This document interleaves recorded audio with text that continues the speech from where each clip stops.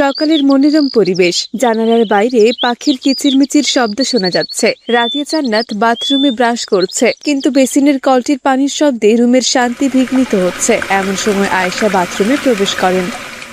আসসালামু আলাইকুম রাদিয়া জান্নাত। জানালার বাইরে একবার তাকিয়ে দেখেছো সৃষ্টিকর্তার সৃষ্টি কতটা সুন্দর, কিন্তু এই সৌন্দর্য উপভোগ করতে হলে তো আমাদের কৃতজ্ঞ হতে হবে। এটা তুমি কি করছো মা? কলটার পানি ওভাবে অঝরে ছেড়ে রেখেছো কেন? ওয়ালাইকুম আসসালাম আম্মু।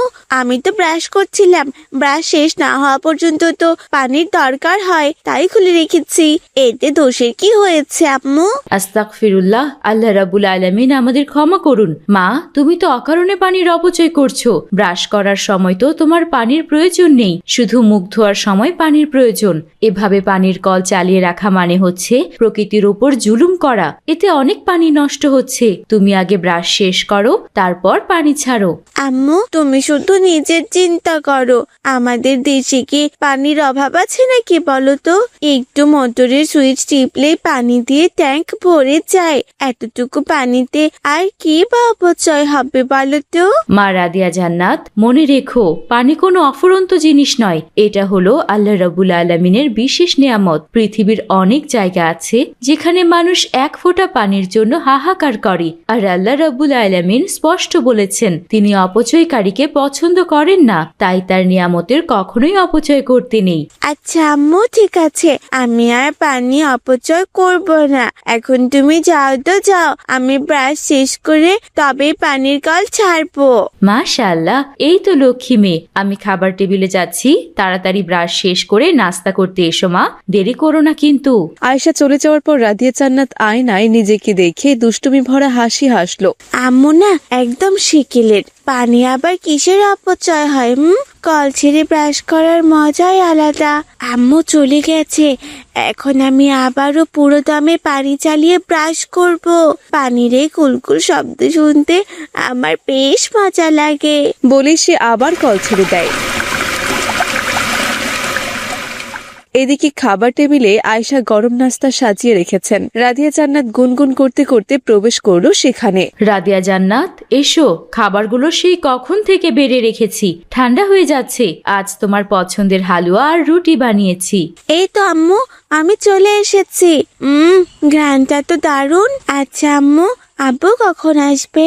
আজকে তো আব্বুর সব কাজ শেষ করে ঢাকা থেকে ফেরার কথা, তাই না? হ্যাঁ মা, একটু পরেই তোমার আব্বু চলে আসবেন। তুমি দ্রুত হাত ধুয়ে বিসমিল্লাহ বলে খাবার খাওয়া শুরু করো। হাত ভালো করে পরিষ্কার করেছো তো? আম্মু, আমি হাত ধুয়েছি আর মনে মনে বিসমিল্লাহ পড়েছি। এখন খাবার খেতে দাও তো, আমার খুব খিদে পেয়েছে। আমি স্পষ্ট দেখলাম মেয়েটা হাত ধোয়নি, শুধু হাত বুলিয়ে এসেছে। ও মিথ্যা বলছে, কিন্তু এখন ওকে সরাসরি শাসন করা যাবে না, কারণ বললেই ও রেগে মেগে না খেয়ে উঠে যাবে। হে খোদা, তুমি আমার কন্যাকে সত্য বলার আর সবকিছু বোঝার তৌফিক দান করো, ওর ওপর হেদায়েত বর্ষিত করো। কি হলো রাদিয়া জান্নাত, মাত্র কয়েক লোকমা খেলে যে, খাবার কি মজা হয়নি? তুমি এভাবে অর্ধেক খাবার থালায় ফেলে কেন উঠে পড়েছো? আমার পেট ভরে গেছে আম্মু, আর খাবারগুলো বেশ মজাই হয়েছিল, কিন্তু আমি আর খেতে পারছি না। বাকিটুকু থাক, আমি আর খাবো না। এমন সময় দরজায় কলিং বেল বাজলো। রাদিয়া দরজা খুলে দিল। আসসালামু আলাইকুম আব্বু, কেমন আছেন আপনি? আপনার জন্য কতক্ষণ ধরে আমি অপেক্ষা করছিলাম। ওয়ালাইকুম আসসালাম মা। আলহামদুলিল্লাহ, আল্লাহর অশেষ রহমতে আমি ভালো আছি। তুমি কেমন আছো মা? তোমার আম্মু কোথায়? আমিও ভালো আছি আব্বু। আম্মু তো খাবার টেবিলে আপনার জন্য অপেক্ষা করছে। ও আচ্ছা, আমার বেশ খিদে পেয়েছে। আমি হাত মুখ ধুয়ে ফ্রেশ হয়ে খাবার টেবিলে আসছি। আসসালামু আলাইকুম। আপনার আসতে পথে কোনো অসুবিধা হয়নি তো? জ্যাম ছিল না খুব? ওয়ালাইকুম আসসালাম। না, আল্লাহর রহমতে সহি সালামতে আর সঠিক সময়ই ফিরতে পেরেছি, আলহামদুলিল্লাহ। আপনি তাহলে বসুন, আমি আপনার জন্য গরম খাবার আনছি।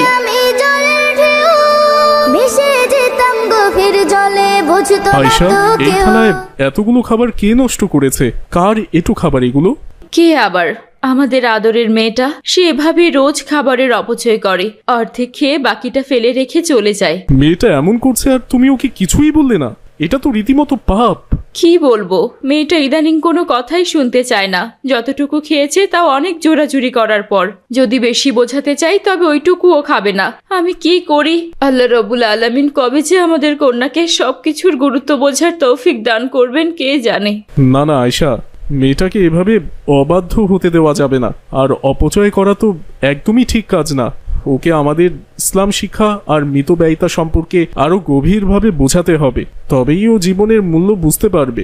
আচ্ছা, তুমি আমাকে দ্রুত খাবার দাও। খাবার শেষ করে আমি মেয়েটার সাথে বিস্তারিত কথা বলবো। এদিকে রাদিয়া জান্নাত তার ঘরে পুরনো খেলনাগুলির দিকে তাকিয়ে তার মুখ ভার করে বসে আছে। তার আব্বু ধীর পায়ে ঘরে ঢুকলেন।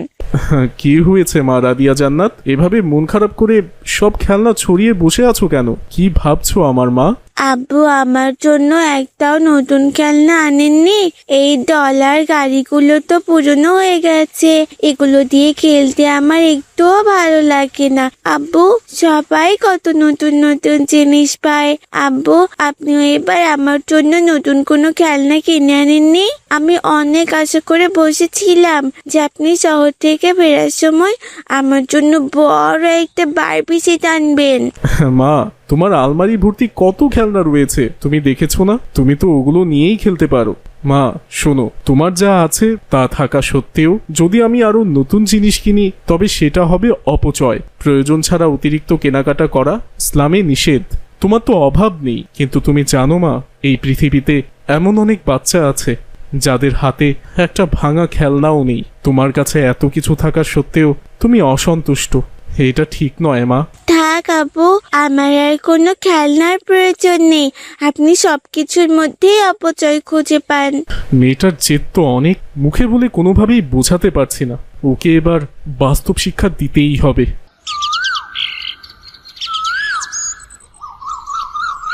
এদিকে সন্ধ্যাবেলা রাদিয়ার ঘরে লাইট ফ্যান সব চলছে, কিন্তু ঘরে কেউ নেই। আব্বু অফিস থেকে ফিরে দেখলেন কেউ নেই, অথচ সবই চলছে। তাই তিনি রাদিয়াকে ডাকলেন। ঘরে কেউ নেই অথচ ফ্যান আর সব লাইট চলছে। রাদিয়া জান্নাত, কোথায় তুমি? মা, এদিকে এসো তো। আসসালামু আলাইকুম আপু। এই তো আমি এখানে একটু বাইরে বাগানে প্রজাপতি দেখছিলাম। ওয়ালাইকুম আসসালাম। বাইরে গিয়েছিলে ভালো কথা, কিন্তু এভাবে ঘরের ফ্যান আর লাইট জ্বালিয়ে কেন গেলে মা? এগুলো বন্ধ করে যেতে কি খুব কষ্ট হতো তোমার? আসলে আব্বু, আমি ভেবেছিলাম একটু পরেই তো ঘরে চলে আসবো, তাই আর বন্ধ করিনি। এইটুকু তো সময়, তাতে আর কি সমস্যা বলুন তো? মা, এই অবহেলাটাই তো হলো অপচয়। তুমি কি জানো পবিত্র কোরআন মাজিদে আল্লাহ তাআলা এই অপচয় সম্পর্কে কি বলেছেন? সেখানে বলা হয়েছে অপচয়কারী হলো শয়তানের ভাই। তুমি কি শয়তানের ভাই হতে চাও মা? শক্তি বা বিদ্যুৎ সাশ্রয় করা আমাদের নৈতিক দায়িত্ব। আস্তাগফিরুল্লাহ, না আব্বু, আমি শয়তানের ভাই হতে চাই না। ঠিক আছে আব্বু, ঠিক আছে, আমি বুঝতে পেরেছি। এরপর থেকে ঘর থেকে বের হওয়ার সময় অবশ্যই আমি লাইট ফ্যান বন্ধ করে যাব।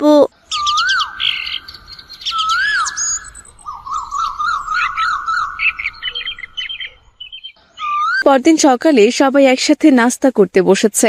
রাদিয়া জান্নাত মা, শোনো, খাবার অপচয় করা মানে আল্লাহর নেয়ামতকে অপমান করা।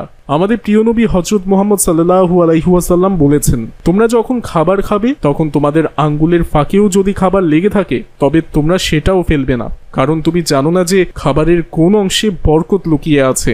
পাত্রের শেষ দানা পর্যন্ত বরকত থাকতে পারে। আব্বু, বরকত কি শুধু খাবারেই থাকে না?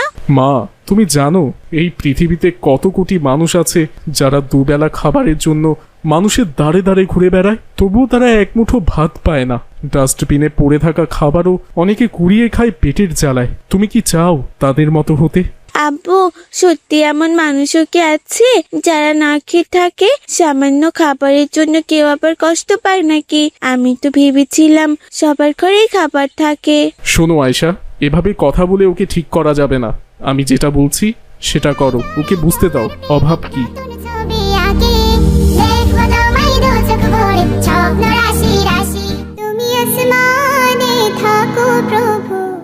পরদিন সকালে রাদিয়া জান্নাত ঘুম থেকে উঠে বাথরুমে গেল। কল ছাড়লো কিন্তু এক ফোঁটা পানিও বের হলো না। সে চিৎকার করে তার আম্মুকে ডাকতে লাগলো। আম্মু, ও আম্মু, কল দিয়ে তো পানি পড়ছে না, আমি মুখ ধোবো কি দিয়ে? আম্মু, তাড়াতাড়ি এদিকে এসো। মা, আমাদের পানির পাম্পটা হঠাৎ নষ্ট হয়ে গেছে, নিচেও পানি নেই। আজকে পানি উঠবে না মা। আজকের দিনটা খুব কষ্ট করে সামান্য জমানো পানি দিয়ে চলতে হবে। অপ্রয়োজনীয় কাজে খরচ করা যাবে না। ও নো, খুব বিচ্ছিরি লাগছে। এতদিন কত পানি অকারণে ফেলে নষ্ট করেছি, কল ছেড়ে রেখে ব্রাশ করেছি, আর আজকে এক মগ পানিও নেই যেটা দিয়ে সকালবেলা অন্তত আমি নিজের মুখটা ধুতে পারি। পানির গুরুত্ব আমি আজ বুঝতে পারছি। এরপর দুপুর হয়ে গেল। রাদিয়া জান্নাত ক্ষুধায় অস্থির হয়ে আছে। আসসালামু আলাইকুম আম্মু। সকাল গড়িয়ে দুপুর হয়ে গেল, পেটে তো ইঁদুর দৌড়াচ্ছে। আজকে খাবার দেবে না নাকি বলো তো? টেবিলেও তো দেখছি কোনো কিছুই নেই। ওয়ালাইকুম আসসালাম। মা, আজকে বাসার গ্যাসটাও হঠাৎ ফুরিয়ে গেছে। নতুন সিলিন্ডার আসতে রাত হবে, তাই আজকে নতুন কিছু রান্না হয়নি। কালকে রাখা বাসি খাবারগুলোই খেতে হবে মা। কে? আমি ওই বাসি ঠান্ডা খাবার খাবো? না না, আমি না খেয়ে থাকলেও কিছুতেই কালকের বাসি খাবার ছোবো না। আমি আমার ঘরে গেলাম। রজনীগন্ধা তুমি নীল পরাজিতা হৃদয়ের রজনীগন্ধা তুমি আর সইতে পারছি না, পেটটা একদম খালি। জেদ করে তো বললাম না খেয়ে থাকবো, কিন্তু এখন তো মনে হচ্ছে ওই বাসি খাবারটা খেলেও অন্তত জানটা আমার বাঁচতো। পেটের জ্বালা বড় জ্বালা। দেখি তো রান্নাঘরে এখন ওই খাবারগুলো আছে কিনা।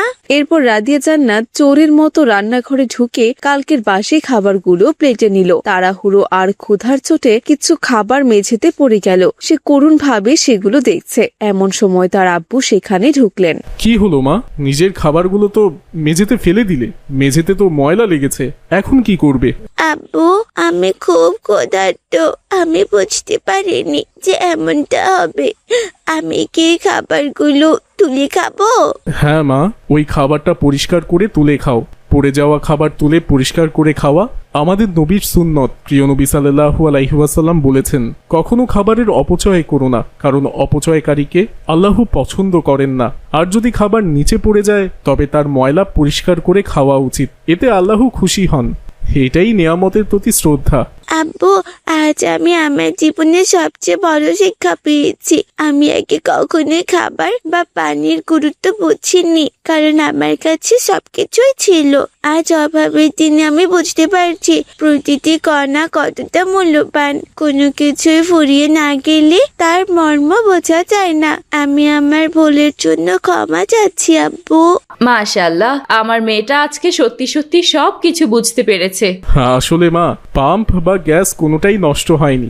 আমরা দুজনে মিলে একটা নাটক সাজিয়েছিলাম তোমাকে এই শিক্ষাটা দেওয়ার জন্য। কারণ কথায় যা কাজ হয়নি, আজ বাস্তবে তা হয়েছে। তুমি আমাদের চোখের আড়াল হলেও অপচয় করতে, তাই আমাদের এতটা কঠোর হতে হয়েছে। না আব্বু, আপনারা ঠিকই করেছেন। আমি আর কখনো কিছু অপচয় করব না। আজ থেকে আমার বেঁচে যাওয়া খাবার আর পুরনো খেলনাগুলো ওইসব আমি অসহায় শিশুদের দিয়ে দেব, যারা এক মুঠো খাবারের জন্য কষ্ট পায়। আমি আজ থেকে একজন আদর্শ মানুষ হতে চাই। মাশাআল্লাহ, আল্লাহ তোমার মনের ইচ্ছা পূরণ করুন।